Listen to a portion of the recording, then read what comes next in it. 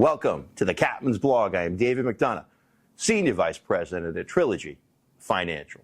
On this blog, we try to take what's unnecessarily complicated out there in Wall Street, make it understandable to you on Main Street. Get these numbers. Market up 2% last week, 15% for the year, and 35% from the low we just saw in April. What happened last week? The president backed down on that 100% tariff on China. It's like Lucy. This is Halloween season. It's like Lucy picking up the ball as Charlie Brown tries to kick it. Habit. This is the end of all my faults. The taco presidency. But we talked about buying on dips, and that still worked last week. Again, corporations' earnings continue to beat expectations. 80% of those firms are doing so. Did that continue this week? Did the Fed lower interest rates like we predicted that they would on this very blog? And if they did, was that a positive or negative catalyst? Here's your week in review.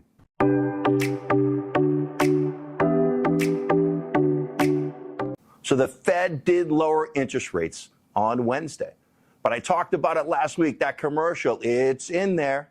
Well, that was priced into the market. What was also priced into the market was another rate cut in December. But Fed Chair Powell came out and said, well, wait, don't price that in.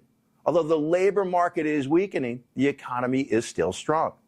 Labor market weakening, you've got companies like UPS and Amazon laying off 10, 15,000 employees.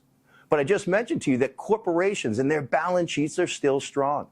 And a number of firms out there this week in that MAGA crowd continued to beat expectations.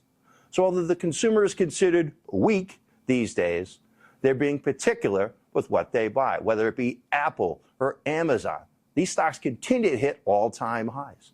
I'm not saying to go out there and buy it or sell it, but be active in your portfolios, be proactive in your portfolios, not passive. Here's what to look for next week.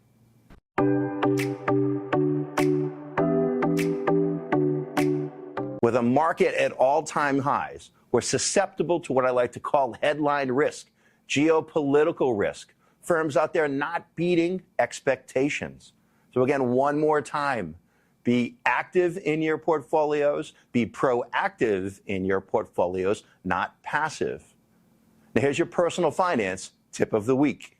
Has there been a certain theme on the Captain's Blog this week? Active versus passive? This is what I mean.